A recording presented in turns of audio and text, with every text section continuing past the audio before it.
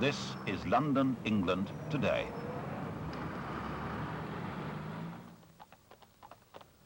This is London before the turn of the century, at the dawn of the age of the film, the radio, the motorcar and the aeroplane.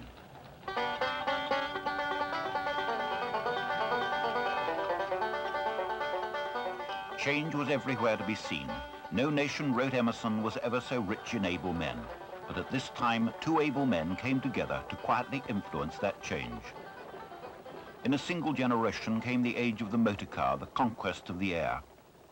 Marconi brought to Britain his first wireless transmitter, and radio was born, and so was the gramophone. People took to the bicycle, even royalty at Cowes. The speed limit was set by the new Motor Car Act. It was 20 miles an hour, and people forecast doom. The American Wright brothers took to the air in 1903, and in 1904 the first performance of Peter Pan. And the Edwardian Music Hall was ruled by George Robey with Houdini and Mary Lloyd and Little Titch. But now the horse was giving way to horsepower and the internal combustion engine. Another revolution, and two able men were to influence that revolution. The Honourable Charles Rolls, an aristocrat with a Cambridge science degree, an adventurer, he took to the air in balloons, and with equal verve and skill, he took to the racetrack. He also had his own workshop, but primarily he sold cars, and he wanted to sell a British car, the very best. A close friend, Henry Edmonds, introduced Rolls to Royce. Henry Royce had a tough life and started with nothing. Apprenticed but largely self-taught, he became a superb engineer, working from Cook Street in Manchester. He bought a car, a Decoville. It was unreliable, inefficient, noisy and difficult. So Royce built by hand a car of his own, which was efficient. Mr. Rolls and Mr. Royce came together and made their first motor car. The man known as the hyphen in Rolls-Royce, Claude Johnson, joined them. They built cars, quality cars.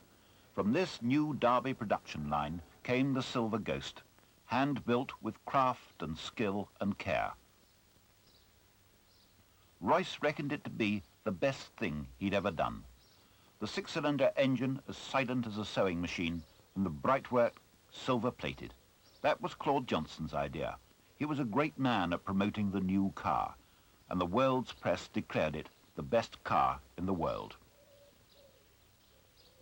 Motorists and flyers together, the Wright brothers and Rolls, and it was in the air that tragedy struck Rolls in his early 30s. When flying his own plane at Bournemouth, he was killed in an air accident. Royce's health broke down, but his genius was too much to lose, and he continued his work from his sickbed in the country. The Silver Ghost became sought after by the leisured classes, and they made the Rolls-Royce car part of the social scene. But the Ghost put on armour in 1914 for World War I, and it took to the desert. So perfect, so reliable, a triumph for British workmanship, said the legendary Lawrence of Arabia. And it went to the front in France with the King. To aircraft engines, Henry Royce applied the same exacting standards. They powered aircraft and airships, and the Aero engines, like the cars, earned a great reputation. Trustworthy were the Rolls-Royce Eagle 8s that powered Alcock and Brown's Vickers Vimy on the first direct crossing of the North Atlantic in 1919.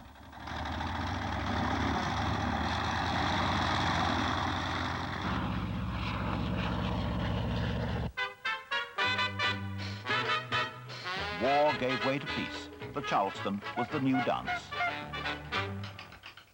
The Rolls-Royce Silver Ghost gave way to the Phantom. Its reliability and efficiency, the unquestioned qualities of Rolls-Royce cars, made it sought after round the world. Rolls-Royce on the ground, but still in the air, powering the great airship R-100 with 6 Condor engines.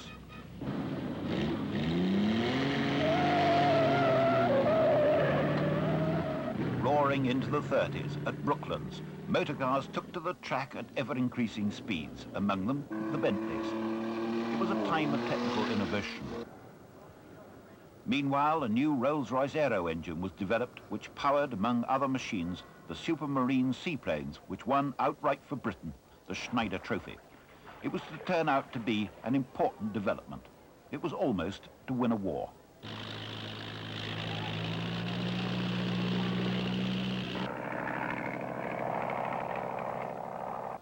The same engine was used by K. Don in setting a new water speed record in Miss England.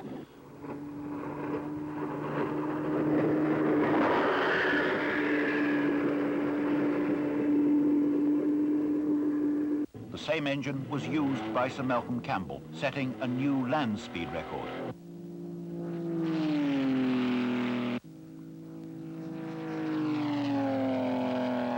Only occasionally did Henry Royce leave his country house. He was knighted for his contribution to engine design, and he became Sir Henry Frederick Royce, an honour richly deserved. He always called himself a mechanic. He was, however, more a great engineering craftsman. Newspaper boy, apprentice mechanic, self-taught electrical engineer, motor car maker, aero engine designer. He set the standards which still pertain to this day. Sir Frederick Henry Royce died in 1933. He had started a tradition. Nothing changed. The Phantom range continued, the Phantom II and this the Phantom III. Rolls-Royce made the engine and chassis, and many coach builders matched the quality with beautiful hand-built coachwork. Today, only one firm, Mulliner Park Ward, part of Rolls-Royce Motors, is trusted to produce the fine coachwork for some of the models.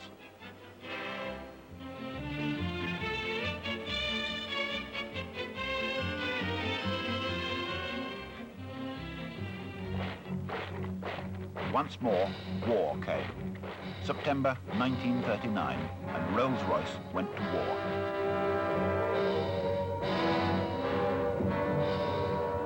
Their engines powered most of the Royal Air Force planes, the Spitfires and the Hurricanes, with Rolls-Royce Merdens. The factories of Britain worked throughout the day and night. These engines were at the very heart of Britain's war machine. That Rolls-Royce development in the 20s and 30s, which won speed records, would now, in the 40s, be playing its part, winning a war. Trustworthy, reliable, efficient, powerful, they had to be.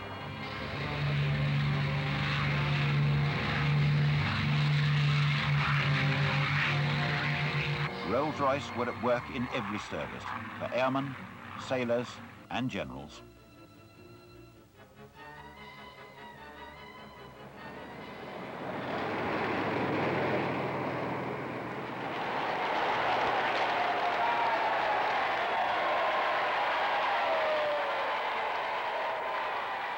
Peace came again, and people's minds and efforts now changed direction.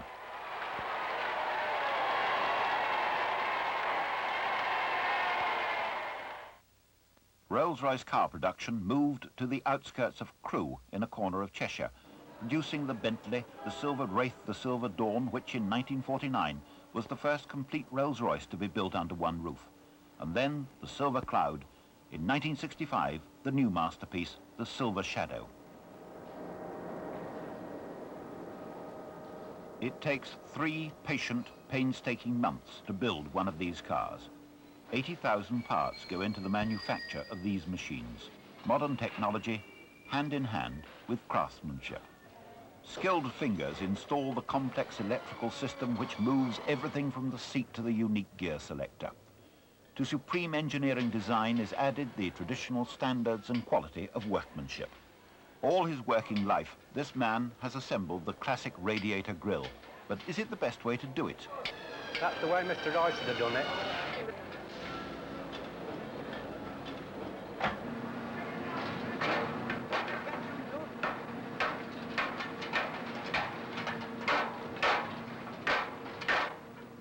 And these will end up hand-polished on top of that radiator. The spirit of ecstasy emerging from the mould. No, they're not made of silver. Each car is tested in monsoon weather conditions.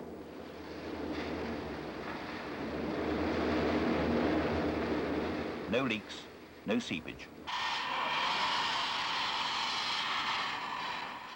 Every engine installed the Rolls-Royce way, with care. It will be tuned, inspected, tested at every stage. And from each batch at random, one is taken and run and stripped right down to the last nut, bolt, washer and component. How many do they strip? 1 in every 100. Do you take it right down? Yes. How would you describe a Rolls-Royce engine? The best in the world. The same meticulous ear and eye to detail, right down to the woodwork. It's all real, from trees, not a plastic mould. But what trees? Californian, Persian and Indian. Basically three. It's still all put together by hand, I see. Yes, we fit all our wood by hand. You know, there's no automation at all. Each bit is cut with loving care and fixed with loving care. And the lads that fix it, they take a terrific pride in their work. Real craftsmen. Real craftsmen, without a doubt. Painstaking attention to every detail. Even the ashtrays are hand-finished by a craftsman dedicated to his work. But would he ever use one? Does he even smoke? No, not now.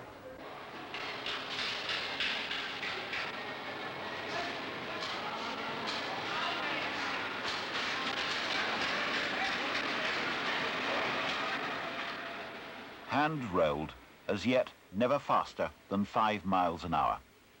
As it makes its way to completion, skill, tradition and modern technology have gone into its making. The crew craftsmen keep up the high standards that owners have come to expect.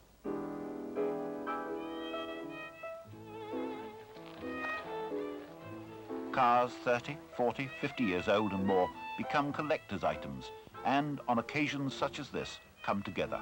They seldom go to waste. More than half the cars ever produced by Rolls-Royce are still on the road today. They are symbols of the modern trend of conservation and investment. For quality and reliability, British craftsmen have produced something special, exceptional, unbeatable. This car is a Silver Ghost. It was made in England in 1914 and is one of many which were sent in those early days to America. The body was made by Brewster of New York and is called a Salamanca. She's one of the most reliable ghosts I've owned. Not that there's any unreliable ghosts, they're all reliable.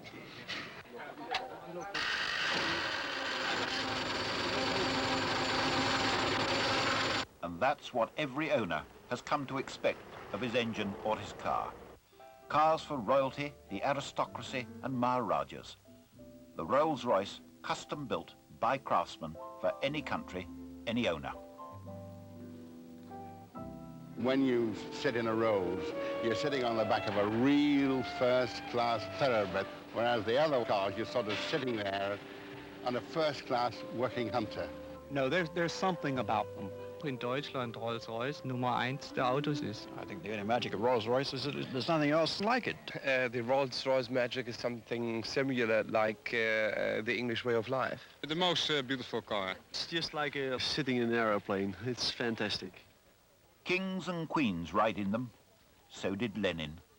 Since the Silver Shadow was introduced, it's never been changed for change's sake, only when improvements could improve its comfort or performance.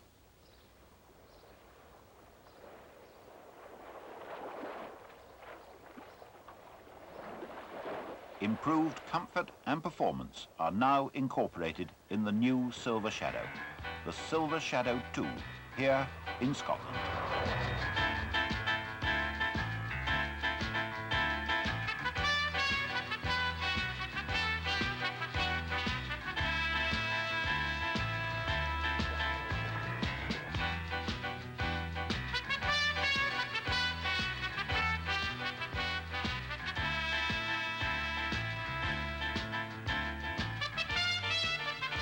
Everything that Rolls-Royce has learned over the past 3/4 of a century has gone into the building of this car.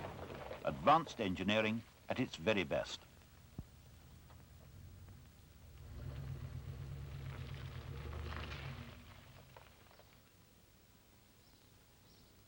Among the improvements, twin exhausts, revised front suspension, a new steering system, improved road holding, making road weariness a thing of the past. The fascia is redesigned. A new electronic speedometer, a battery of warning lights, an entirely new air conditioning system, dual level, fully automatic with finger control override. All come together in the Silver Shadow 2, a car which bears the hallmark of the traditional Rolls-Royce quality and comfort. Technical innovation, superb engineering design, a piece of history. It's a car which, like those before it, will be at home anywhere, here in the setting of the Highlands of Scotland or elsewhere in the world.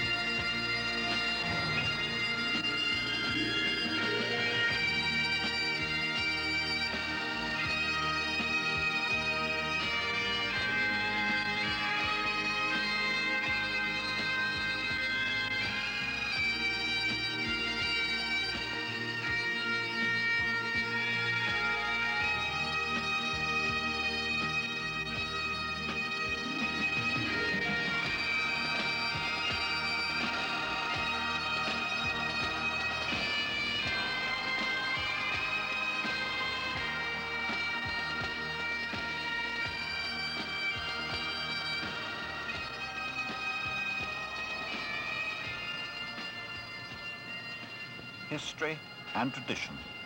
This castle at Edinburgh is part of the British heritage. So, in its way, is this motor car. Britain, home of the Industrial Revolution, of invention, of engineers, of craftsmanship, still today is home of another quiet revolution, one that's been going on for over 70 years. This Rolls-Royce is part of it, a part of Britain's history.